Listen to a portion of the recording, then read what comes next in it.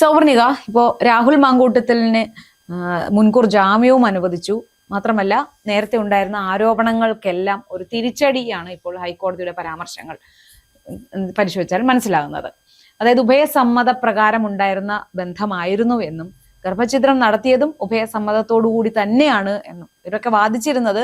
ഗർഭഛിദ്രം നടത്തിയത് ഫോഴ്സ്ഫുള്ളി ആയിരുന്നു, രാഹുൽ നിർബന്ധിച്ച് മരുന്നുകൾ കഴിപ്പിച്ചു എന്നൊക്കെ പറഞ്ഞിട്ട് ഒരുപാട് ആരോപണങ്ങളായിരുന്നു പറഞ്ഞിരുന്നത്. പക്ഷെ അതിനെല്ലാം തിരിച്ചടിയായിക്കൊണ്ടാണ് ഇപ്പോൾ ഹൈക്കോടതി പറഞ്ഞിരിക്കുന്നത് ഈ ഒരു ആരോപണങ്ങളെല്ലാം തന്നെ രാഷ്ട്രീയ പ്രേരിതമാണ് എന്നാണ് പറയുന്നത്. അപ്പോൾ ഇതിൽ നിന്നെല്ലാം എന്താണ് നമ്മൾ മനസ്സിലാക്കേണ്ടത്? മാത്രമല്ല, കോൺഗ്രസിന്റെ അന്നെടുത്ത നിലപാട് ശരിയായിരുന്നു എന്ന് തന്നെയാണ് നമ്മൾ പറഞ്ഞത്. അപ്പോൾ അത് കോൺഗ്രസ് ഇനി തിരിച്ചു ചിന്തിക്കേണ്ടതല്ലേ എന്നൊരു ചോദ്യവും കൂടി ഇവിടെ ഉയർന്നു വരുന്നുണ്ട്. അതിനെക്കുറിച്ച് എന്താണ് പറയുന്നത്? ഇല്ല ചേച്ചി, നിലവിലെ സാഹചര്യത്തിൽ എന്റെ അഭിപ്രായത്തിൽ ഇനി കോൺഗ്രസ് മറിച്ച് ചിന്തിക്കേണ്ട ഒരു ആവശ്യമുണ്ടെന്ന് തോന്നുന്നില്ല. കാര്യം രാഹുൽ മാങ്കൂട്ടത്തിൽ എന്ന് പറയുന്ന ഒരു സാധാരണക്കാരനായ മനുഷ്യനല്ല, ഒരു MLA ആണ്, രാഷ്ട്രീയ പ്രവർത്തകനാണ്. അപ്പൊ അത്തരം നിലയിലൊക്കെ നിൽക്കുമ്പോൾ കുറച്ച് മര്യാദകൾ പാലിക്കേണ്ടതുണ്ടായിരുന്നു. ഈ ഉഭയസമ്മത പ്രകാരമാണെങ്കിൽ കൂടി ആ മര്യാദകളെല്ലാം ലംഘിച്ചുകൊണ്ടാണ് രാഹുൽ മുന്നോട്ട് പോയത്. ആ ഒരു സാഹചര്യത്തിൽ കോൺഗ്രസ് ഇനി തിരിച്ചു ചിന്തിക്കണമെന്നില്ല. ഇപ്പോഴും ഒരു വിഭാഗം രാഹുൽ തെറ്റ് ചെയ്തിട്ടില്ല എന്നും മറുവിഭാഗം തെറ്റ് ചെയ്തിട്ടുണ്ട് എന്നാണ് പറയുന്നത്. അപ്പൊ ഇപ്പോൾ എന്താണ് നമുക്കറിയാം, തെരഞ്ഞെടുപ്പ് കൂടി അടുത്തിരിക്കുന്ന സമയത്ത് ഇനി കോൺഗ്രസ് തിരിച്ചു ചിന്തിക്കേണ്ട ആവശ്യമില്ല. മറിച്ച് ഈ പരാതികളൊന്നും കഴമ്പില്ല, അങ്ങനെ എന്താണ് പൂർണ്ണമായി തെറ്റുകാരനല്ല എന്നൊരു സാഹചര്യം വന്നാൽ മാത്രമേ പാർട്ടി അല്ലെങ്കിൽ കോൺഗ്രസ് തിരിച്ചു ചിന്തിക്കേണ്ട ആവശ്യമുള്ളൂ. നിലവിലെ സാഹചര്യത്തിൽ കോൺഗ്രസ് തിരിച്ചു ചിന്തിക്കേണ്ട ആവശ്യമില്ല.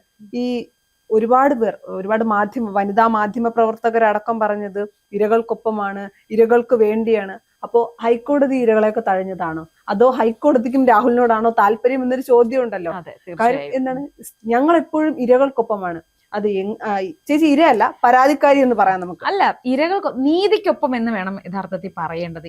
ആരുടെ ഭാഗത്താണോ നീതി അവർക്കൊപ്പം നീതി. പിന്നെ മറ്റൊരു കാര്യം കൂടെ പറയാം, കോടതി എല്ലാം വിലയിരുത്തുന്നത് ഒരിക്കലും ഇമോഷണലി അല്ല, തെളിവുകളുടെ അടിസ്ഥാനത്തിലാണ് കോടതി എല്ലാ കാര്യങ്ങളും വിലയിരുത്തുന്നത്. ഞാൻ പറയാം, രാഹുലിന്റെ കാര്യത്തിൽ നമ്മൾ ചർച്ച ചെയ്യുമ്പോൾ പ്രധാനമായി ആലോചിക്കേണ്ട ഒരു കാര്യം, രാഹുൽ ഈ സ്ത്രീകളെയെല്ലാം വശീകരിച്ച് തന്റെ ഇംഗിതത്തിന് വിധേയമാക്കി എല്ലാം.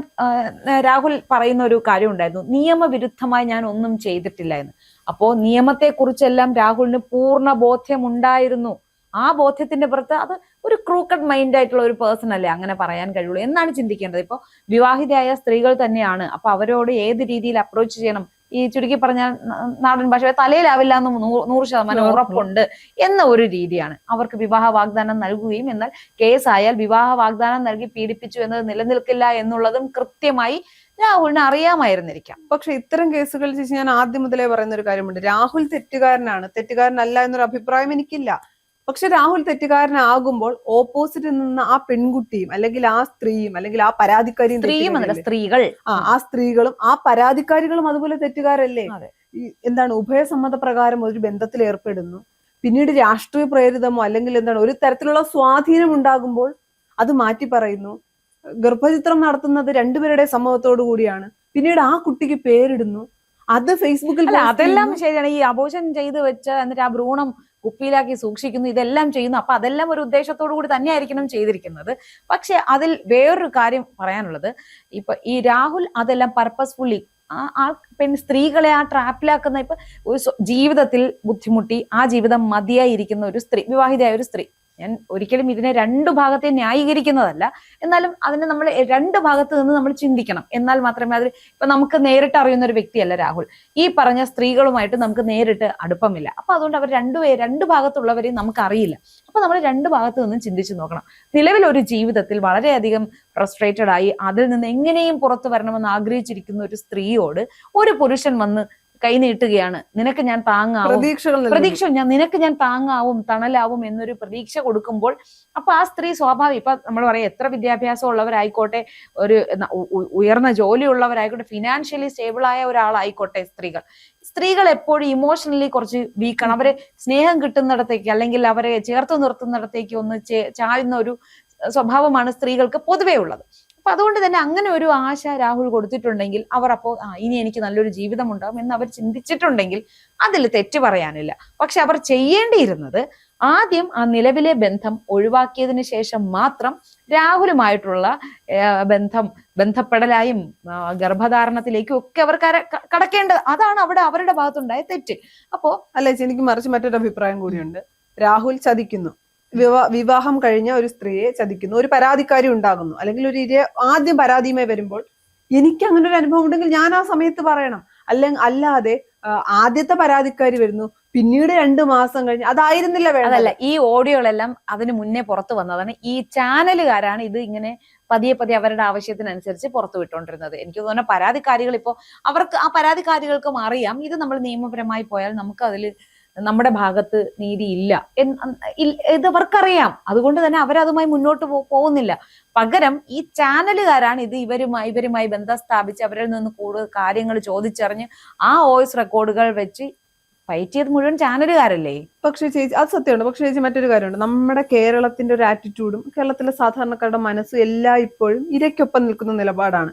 വളരെ കുറച്ച് മാത്രമാണ് നമ്മൾ ഈ പറയുന്ന കുറ്റാരോപിതനോ കൂടെ നിൽക്കുന്നത്. പക്ഷെ രാഹുലിന്റെ വിഷയം വന്നപ്പോ വലിയ വ്യത്യാസമുണ്ടായിരുന്നു. ഒരു വിഭാഗം ആളുകൾ ഒരു വലിയ വിഭാഗം രാഹുലിനൊപ്പമാണ് നിൽക്കുന്നത്. പക്ഷെ അതിന്റെ അർത്ഥം രാഹുലിനൊപ്പം നിൽക്കുന്നു എന്നതിന്റെ അർത്ഥം സ്ത്രീകൾക്കെതിരെ എന്നല്ല. ഈ ഒരു പ്രത്യേക സാഹചര്യത്തിൽ ഇത് രാഷ്ട്രീയമായി ഉപയോഗിക്കുന്നു എന്നും ചാനലുകാരുടെ ഒരു പ്രത്യേക രീതിയിലുള്ള ഒരു അപ്രോച്ചും കണ്ടിട്ടാണ് മനുഷ്യർക്ക് ഇപ്പൊ ഈ പറയുന്നവരെല്ലാവരും തന്നെ രാഹുലിന്റെ പ്രവർത്തികളെ ന്യായീകരിക്കുന്നവരല്ല. പക്ഷെ രാഹുലിനെ ട്രാപ്പിലാക്കിയതാണ് എന്നുള്ള ഒരു ധാരണയുടെ പുറത്താണ് ഈ ഒരു വലിയ വിഭാഗം രാഹുലിന് ചിലപ്പോൾ നമ്മൾ പോലും പലപ്പോഴും പ്രതികരിക്കുമ്പോൾ ഒരിക്കലും ഒരു സ്ത്രീയെ അങ്ങനെ ഉപയോഗിച്ചിട്ടുണ്ടെങ്കിൽ ആ പുരുഷനോടൊപ്പമല്ല നമ്മൾ നിൽക്കുന്നത്. എന്നാൽ പോലും നമ്മളുടെ ചർച്ചകൾ പോലും പലപ്പോഴും പലരും വ്യാഖ്യാനിക്കുന്നത് നമ്മൾ രാഹുലിനോടൊപ്പമാണ് എന്നാണ്. അതാണ് ഈ ഒരു സംഭവങ്ങളിലെ ഒരു പ്രത്യേകത എന്ന് പറയുന്നത്. പക്ഷെ രാഹുലിനൊപ്പമല്ല. തെറ്റ് രാഹുൽ ചെയ്തിട്ടുണ്ടെങ്കിൽ രാഹുലിനൊപ്പമല്ല. പക്ഷെ 2 വശവും നമ്മൾ നോക്കണം. പരാതിക്കാരുടെ ജെന്യൂനിറ്റിയെ കുറിച്ച് നമ്മൾ ചർച്ച ചെയ്യുന്നതാണ്. ഈ പറഞ്ഞതുപോലെ ആ ബന്ധത്തെ അവർ ഉപേക്ഷിച്ച് അതിന് ഫുൾ സ്റ്റോപ്പ് ഇട്ടതിന് ശേഷം മാത്രമായിരിക്കണമായിരുന്നു രാഹുലുമായിട്ടുള്ള ബന്ധവുമായി മുന്നോട്ട് പോകേണ്ടി. പക്ഷെ രാഹുലിന്റെ ഈ കാനഡയിൽ നിന്ന് വന്ന സ്ത്രീയുടെ ചാറ്റ് പുറത്തു വിട്ടപ്പോൾ അതിൽ പറഞ്ഞ ഒരു സെന്റൻസ് ആണ് കഞ്ഞിയുടെ കുഞ്ഞിനെ പ്രസവിക്കണ്ട, നിന്റെ കുഞ്ഞിനെ ആ ചാറ്റ്. അപ്പൊ ഇവരുടെ വോയിസും ചാറ്റും ഒക്കെ പുറത്തു വിടുമ്പോൾ ഈ ചാറ്റും പുറത്തു വരുമെന്ന ഒരു ബോധ്യം അവർക്ക് ഉണ്ടാവണ്ടേ? അവരെ ആരുടെ ഭാര്യയായിരിക്കുകയാണ്, ഒരുത്തന്റെ ഭാര്യ ഇരുന്നു കൊണ്ടാണ് പറയുന്നത്. അതിപ്പോ എന്താണ്, ഈ പുറത്തു വന്ന ചാറ്റുകളെല്ലാം എഡിറ്റഡ് ആണ്. അവർക്ക് ആവശ്യമുള്ള സാധനങ്ങൾ മാത്രമാണ് പുറത്തുവിട്ടിരുന്നത്. ഇനി മറുവശം രാഹുൽ ഒരു 24 ഇന്റർവ്യൂവിൽ ഹാഷ്മിയോട് പറഞ്ഞല്ലോ, കോടതിയുടെ അനുമതിയോടുകൂടി ഞാൻ പുറത്തുവിടാൻ തയ്യാറാണ്. സത്യസന്ധമായി ആ ചാറ്റ് കൂടി വരുമ്പോൾ മാത്രമാണ് ഇതിന്റെ പൂർണ്ണത മനസ്സിലാക്കുന്നത്. രാഹുൽ തെറ്റ് ചെയ്തിട്ടുണ്ട്, അതൊക്കെ ശരിയാണ്.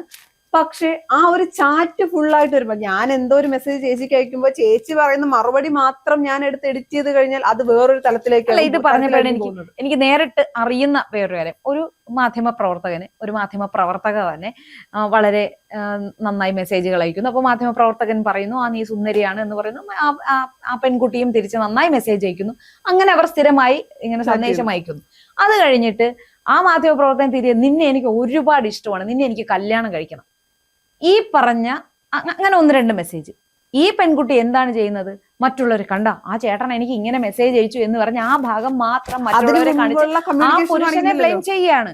അപ്പൊ അന്ന് ഞാൻ മനസ്സിലായി ഈ പെണ്ണുങ്ങളൊക്കെ എന്തിങ്ങനെ ചെയ്യുന്നത്. അതിനു മുന്നേ അയാളുടെ ചാറ്റിനെ പ്രൊമോട്ട് ചെയ്യുന്നുണ്ട്, പോസിറ്റീവായ രീതിയിൽ അങ്ങോട്ടും ഇങ്ങോട്ടും സംസാരിക്കുന്നു. അപ്പൊ ഈ പെൺകുട്ടി എന്താ ചെയ്യേണ്ടത്? ഇല്ല ചേട്ടാ എനിക്ക് അതിന് താല്പര്യം എന്ന് പറഞ്ഞാൽ അവൾക്ക് താല്പര്യമില്ലെങ്കിൽ അത് പറഞ്ഞ് അവിടെ സ്റ്റോപ്പ് ചെയ്യുക. അതിന് പകരം ഈ സാധനം എടുത്തു വെച്ച് നാട്ടുകാരുടെ മുന്നിലെല്ലാം കാണിച്ച് ഞാൻ വളരെ ഡീസന്റ് ആയിരിക്കുന്നു, എന്നെ അയാൾ ഇങ്ങനെ പ്രപ്പോസ് ചെയ്തു, അയാളെ കുറിച്ച് മോശം പറയുന്നു. ഇത് ശരിയോ തെറ്റോ? ഇത്തരം പ്രവണതകളാണ് ഇവിടെ ഇപ്പോൾ നടക്കുന്നത് മുഴുവൻ. അപ്പൊ അതുകൊണ്ടാണ് ഒരുവിധമുള്ള ജനങ്ങളെല്ലാം തന്നെ ഈ പരാതിക്കാരികളോടൊപ്പം നിൽക്കാൻ മടിക്കുന്നതിന്റെ കാര്യം ഇങ്ങനെയുള്ള കേസുകളാണ്. പിന്നൊരു കാര്യമുണ്ട് ചേച്ചി, രാഹുലിനെ അറസ്റ്റിലായ സമയത്ത് എല്ലാവരും പറഞ്ഞു രാഹുൽ തീർന്നു എന്നുള്ള തരത്തിൽ ഒരുപാട് ചർച്ചകൾ. പക്ഷെ 24 ഹാഷ്മിക്കൊപ്പം രാഹുൽ ഇന്റർവ്യൂവിന് ഇരിക്കുന്നു. എനിക്ക് മനസ്സിലായ ഒരു കാര്യം ഞാൻ പറയട്ടെ, രാഹുലിന് ഇനിയും തിരിച്ചു വരാൻ രാഷ്ട്രീയത്തിലേക്കൊരു അതൊന്നും ഞാൻ പറഞ്ഞില്ല. പക്ഷെ രാഹുൽ വീക്ക് ആകില്ല, രാഹുൽ തളർന്നു പോകില്ല. കാര്യം രാഹുൽ തെറ്റ് ചെയ്തിട്ടില്ല എങ്കിൽ രാഹുൽ അത് തെളിയിക്കട്ടെ. അതെ. ഈ ചാറ്റുകളെല്ലാം കോടതിയുടെ അനുമതിയോടുകൂടി പുറത്തു വിടട്ടെ. പക്ഷെ എല്ലാവരും കരുതുന്ന പോലെ രാഹുൽ ഇതോടുകൂടി തീരും എന്നുള്ളത് വെറും വ്യാമോഹം തന്നെയാണ്. അതുകൊണ്ട് പിന്നെ രാഹുൽ പറഞ്ഞ ആ ഒരു കാര്യമുണ്ടല്ലോ, പാർട്ടി കൊടുത്തിരിക്കുന്ന കർമ്മം എന്ന് പറയുന്നത് മാറി നിൽക്കുക എന്നതാണ് എങ്കിൽ അത് സന്തോഷത്തോടെ സ്വീകരിക്കാം. ആ കറകളഞ്ഞ ഒരു കോൺഗ്രസ്സുകാരൻ എന്ന് രാഹുൽ ആ ഒരു ഇന്റർവ്യൂവിൽ തെളിയിച്ചു കഴിഞ്ഞു.